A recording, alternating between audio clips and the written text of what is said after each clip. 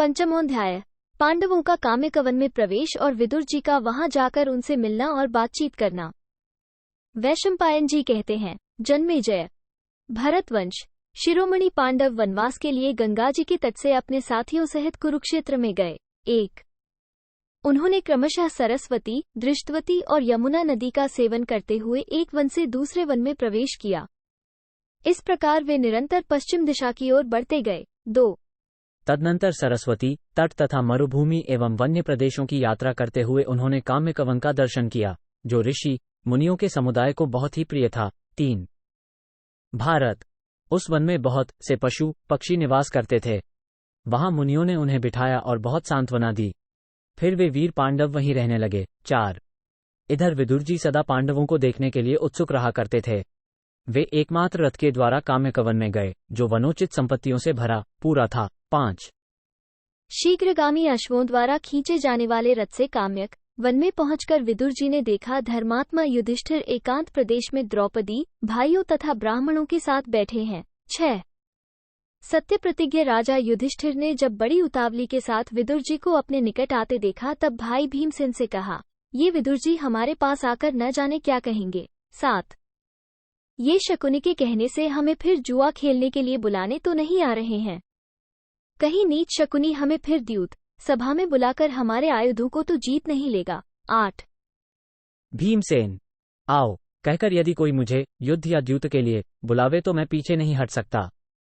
ऐसी दशा में यदि हम गांडीव धनुष किसी तरह जुए में हार गए तो हमारी राज्य प्राप्ति संशय में पड़ जाएगी। 9. वैशंपायन जी कहते हैं, राजन, तदनंतर सब पांडवों ने उठकर विदुर जी की अगवानी की। उनके द्वारा किया हुआ यथोचित स्वागत सत्कार ग्रहण करके अजमीवंशी विदुर पांडवों से मिले। 10. विदुर जी के आदर सत्कार पाने पर नरश्रेष्ठ पांडवों ने उनसे वन में आने का कारण पूछा। उनके पूछने पर विदुर ने भी अंबिकानंदन राजा धृतराष्ट्र ने जैसा बर्ताव किया था वो सब विस्तार पूर्वक कह सुनाया। 11.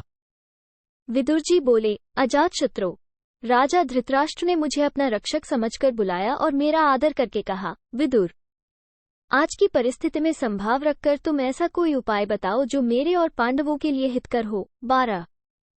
तब मैंने भी ऐसी बातें बताईं जो सर्वथा उचित तथा कौरववंश एवं धृतराष्ट्र के लिए भी हितकर और लाभदायक थीं। वो बात उनको नहीं रुची और मैं उसके सिवा दूसरी कोई बात उचित नहीं समझता था। 13. पांडवों, मैंने दोनों पक्ष के लिए परम कल्याण की बात बताई थी, परंतु अंबिकानंदन महाराज धृतराष्ट्र ने मेरी वो बात नहीं सुनी। जैसे रोगी को हितकर भोजन अच्छा नहीं लगता, उसी प्रकार राजा धृतराष्ट्र को मेरी कही हुई हितकर बात भी पसंद नहीं आती। 14. अजातशत्रु, जैसे श्रोत्री के घर की दुष्टा स्त्री श्रेय के मार्ग पर नहीं लाई जा सकती, उसी प्रकार राजा धृतराष्ट्र को कल्याण के मार्ग पर लाना असंभव है। जैसे कुमारी कन्या को 60 वर्ष का बूढ़ा पति अच्छा नहीं लगता, उसी प्रकार भरतश्रेष्ठ धृतराष्ट्र को मेरी कही हुई बात निश्चय ही नहीं रुचती। 15. राजन, राजा धृतराष्ट्र कल्याणकारी उपाय नहीं ग्रहण करते हैं, अतः यह निश्चय जान पड़ता है कि कौरवकुल का विनाश अवश्यंभावी है। जैसे कमल के पत्ते पर डाला हुआ जल नहीं ठहर सकता, उसी प्रकार कही हुई हितकर बात राजा धृतराष्ट्र के मन में स्थान नहीं पाती है। 16. उस समय राजा धृतराष्ट्र ने कुपित होकर मुझसे कहा, भारत, जिस पर तुम्हारी श्रद्धा हो वहीं चले जाओ। अब मैं इस राज्य अथवा नगर का पालन करने के लिए तुम्हारी सहायता नहीं चाहता। 17. नरेंद्र, इस प्रकार राजा धृतराष्ट्र ने मुझे त्याग दिया है, अतः मैं तुम्हें उपदेश देने के लिए आया हूँ। मैंने सभा में जो कुछ कहा था और पुनः इस समय जो कुछ कह रहा हूँ वो सब तुम धारण करो। 18. जो शत्रुओं द्वारा दुसह कष्ट दिए जाने पर भी क्षमा करते हुए अनुकूल अवसर की प्रतीक्षा करता है, तथा जिस प्रकार थोड़ी सी आग को भी लोग घास फूस के द्वारा प्रज्वलित करके बढ़ा लेते हैं, वैसे ही जो मन को वश में रखकर अपनी शक्ति और सहायकों को बढ़ाता है वह अकेला ही सारी पृथ्वी का उपभोग करता है। 19. राजन, जिसका धन सहायकों के लिए बटा नहीं है, अर्थात जिसके धन को सहायक भी अपना ही समझकर भोगते हैं, उसके दुख में भी वे सब लोग हिस्सा बटाते हैं। सहायकों के संग्रह का यही उपाय है। सहायकों की प्राप्ति हो जाने पर पृथ्वी की ही प्राप्ति हो गई, ऐसा कहा जाता है। 20. पांडुनंदन, व्यर्थ की बकवाद से रहित सत्य बोलना ही श्रेष्ठ है। अपने सहायक भाई बंधुओं के साथ बैठकर समान अन्न का भोजन करना चाहिए। उन सब के आगे अपनी मान, बड़ाई तथा पूजा की बातें नहीं करनी चाहिए। ऐसा बर्ताव करने वाला भूपाल सदा उन्नतिशील होता है। 21।